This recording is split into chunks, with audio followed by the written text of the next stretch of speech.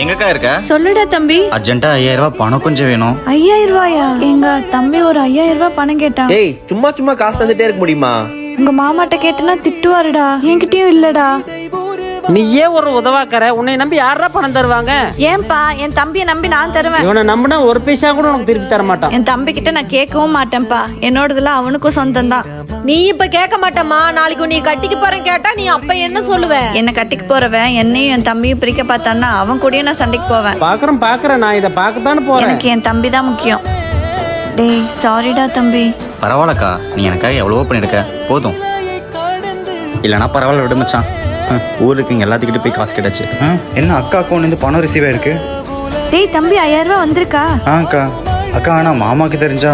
ஏய் அனுப்புனதே அவர் தான்டா. அவரும் பக்கத்துல தான் இருக்காரு. தேங்க்ஸுங்க மாமா, நான் 1 மாசம் திருப்பி தந்துடுறேங்க. டேய் உங்க அக்காவோடது எல்லாமே உனக்கும் தான்டா.